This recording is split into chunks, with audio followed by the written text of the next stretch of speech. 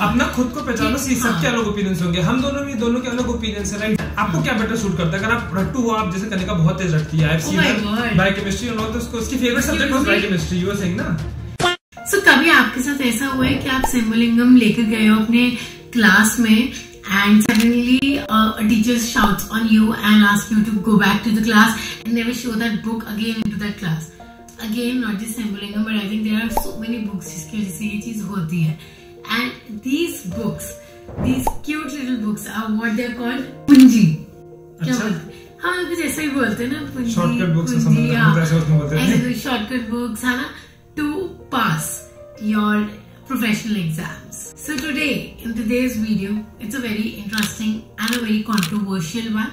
We have had a share of controversy related to this topic, that whether we should not study standard books to crack NEET PG, to also pass your professionals and also for your later on life.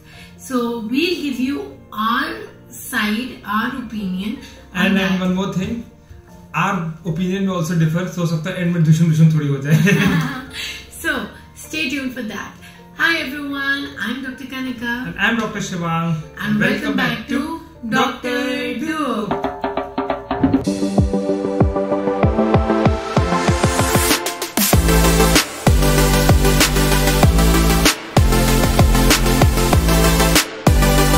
Maximum MBBS students के दिमाग में एक doubt होता है कि whether they should study the standard books or not, especially when you enter second year and final year की तरफ proceed कर रहे होते हैं, and we all know how vast standard books can be.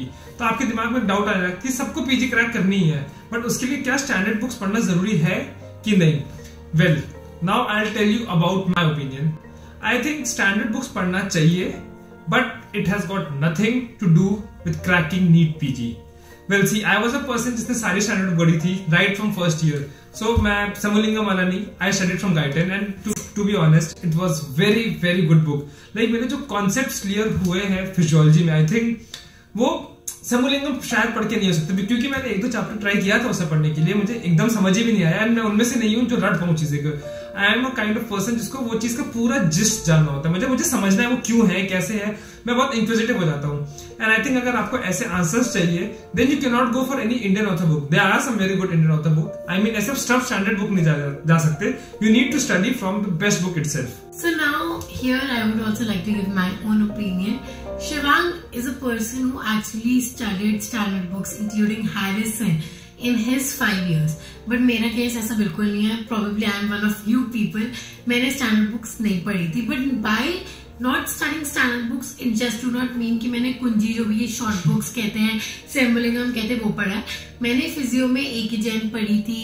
Then same medicine में मैंने Mathews पढ़ी थी. मतलब ऐसा नहीं मैथ्यू कुंजी में आती थी. बहुत तेज हो रहा है जो भी यार, जो भी मैं ऐसे नहीं था.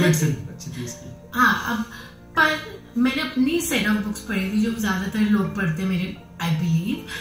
बट फॉर मी, मुझे ऐसा नहीं लगता कि अगर तुम स्टैंडर्ड बुक्स नहीं पढ़ोगे तो तुम नीट पीजी नहीं क्रैक कर सकते. As he said, definitely understanding और कॉन्सेप्ट्स में स्टैंडर्ड बुक्स का रिक्वायरमेंट बहुत ज्यादा होता है. बट आज की डेट में मुझे लगता है कि तुम्हारे पास कोचिंग इंस्टीट्यूट्स हैं. If you want to go on a shorter route, shorter turn, coaching institute से भी तुम पढ़ोगे तो वो तुम्हारे कॉन्सेप्ट्स क्लियर करवाती हैं. And most of their notes are from different standard books. Now I will tell you कहां पे मुझे स्टैंडर्ड बुक्स एक्चुअली हेल्प करी. Well, once I entered my MS, as you all know, मैंने first year में जाते ही अपने एमआरसीएस का exam crack कर दिया. And that was the time जब कोविड पीक पे था. सो उस समय I hardly had 2 to 3 months left to prepare for my MRCS. But समझा मुझे तो करना ही था क्योंकि फॉर्म मैंने भर दिया था. But that was the time I realise किया मतलब मेरा रिवीजन बहुत जल्दी हो रहा है. एंड ऐसे टॉपिक्स मतलब मुझे पढ़ने नहीं पड़ रहे, खासकर ये सीवीएस एंड ऑल, क्योंकि मैंने ऑलरेडी अपने फाइनल ईयर में उसको हैरिसन से पढ़े हुए हैं. एंड अगर आपको कोई भी फॉरेन इंस्टीट्यूट का एग्जाम देना है, बी इट यूएसएमली, प्लैब और MRCS, MRCP, any of these, then उनकी तो स्टैंडर्ड बुक से क्वेश्चंस आने हैं. तो अगर आपने अपने एमबीबीएस टाइम पे ही पढ़ लिया तो definitely cracking these type of exams will become very easy. Just 3 months मुझे लगा कि सारा मैं फटाफट रिवाइज करके एमआरसीएस क्रैक कर लूं. एंड एमआरसीएस का pass rate is just 30% internationally. So I think it was a tough exam to crack. But क्योंकि मैंने पढ़ रखा था पहले से, it help me. But I will be very honest with you, same scenario PG के लिए नहीं जाता है. बिकॉज नाउ इट इज, यार देखो, आई आई बिलीव कि आपको कोचिंग तो लेनी पड़ेगी। अगर आप सिर्फ बुक्स से जाओगे आपके एफर्ट्स डबल हो जाएंगे। फॉर एग्जाम्पल जैसे मैंने कार्डियोवैस्कुलर सिस्टम पढ़ा, so it took me around 20 days to read from Harrison, 20 days for just one chapter. And I think आज मैं देखता हूँ ऐसे ऐप्स है जिनमें आप आई थिंक 20 days के आप 20 hours भी फिनिश कर सकते हो अगर आप सही से पढ़ लिए तो। So it will just take 2 to 3 days and आप पूरा सीरीज खत्म कर लोगे। तो टाइम डिफरेंस बहुत ज्यादा है यार, आप इतना टाइम सेव कर रहे हो, आप बाकी टाइम रिवीजन में दे दोगे। तुम्हें क्या लगता है? Exactly, I believe in smart work rather than hard work, and smart work is this only कि तुम वही चीज तुम खुद से पढ़ो या तुम किसी और की हेल्प से पढ़ो, तुम्हारे किसमें कम टाइम लग रहा है, किसमें कम एफर्ट लग रहा है, एंड एंड रिजल्ट सेम ही है। So that is what it is called as smart work. So I believe in that only. For me also, क्योंकि मैंने तो स्टैंड बुक पढ़ी नहीं है, so I really don't have that much of experience. I did try once. I did try with Robbins. Second year में मैं सोचा था अब पढ़ूंगी स्टैंड बुक, और मैंने Robbins उठाई सबसे पहले। तो Robbins मैंने पढ़ी, I think inflammation चैप्टर पढ़ा था और 2 और चैप्टर्स, जितना मुझे याद है मैंने 3 ही चैप्टर पढ़े थे। But then I feel उसके बाद जब मैंने हर्षमोहन पढ़ी तो मुझे हर्षमोहन से समझ आ गया यार सब कुछ। मुझे ऐसा नहीं लगा कि मुझे कुछ समझ नहीं आया।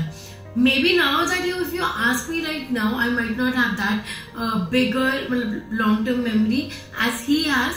But then वो मुझे कभी भी ये नहीं लगता कि वो इसलिए है क्योंकि मैंने स्टैंड बुक नहीं पढ़ी। वो मुझे लगता है क्योंकि वो अपनी मेमोरी होती है। मुझे कोई भी चीज करने के लिए रिवीजन करने की जरूरत होती है। मैं ये नहीं कह सकती यार मैंने 3 साल पहले पढ़ा था तो मुझे आज याद रहेगा, ऐसा नहीं चलता मेरे साथ। Well now, if you want to decide कि आपको क्या करना है, तो I think सबसे पहली चीज है you need to understand yourself कि आप कितना टाइम दे सकते हो MBBS में।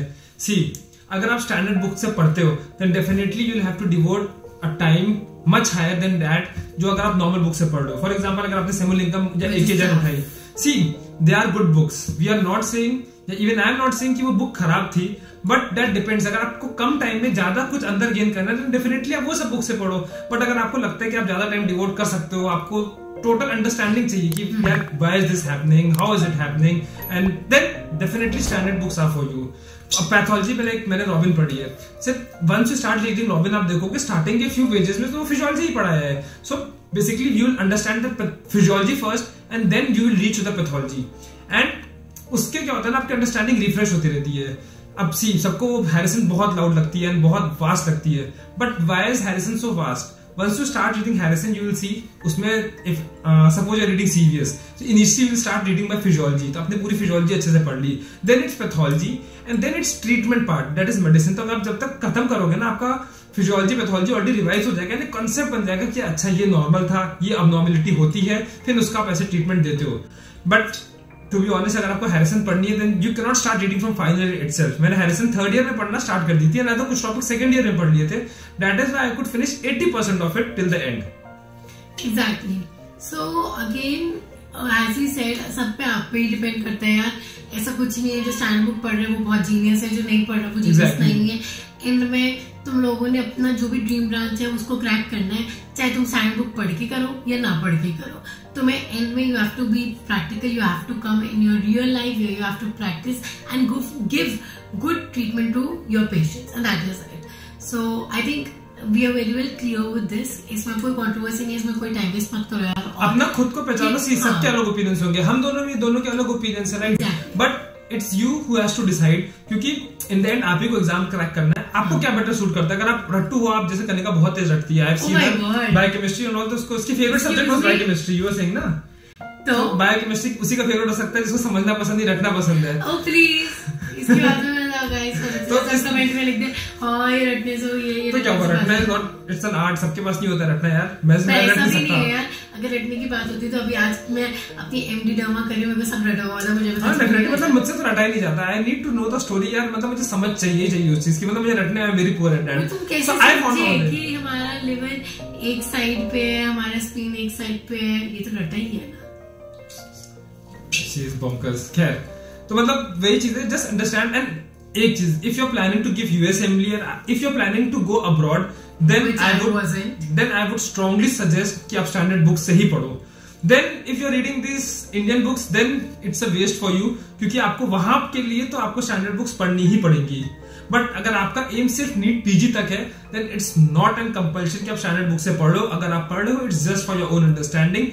Otherwise, आपके normal Indian authors की बुक आप अच्छे से पढ़ लो, आप कोई कोचिंग से पढ़ो, it's more than enough। So yeah guys, this is it for today's video. यार थोड़ी हेल्प करो हमें, वीडियोस के टॉपिक कमेंट डाउन करो जिससे कि हम आपको वो कंटेंट दें जो आप चाहते हो.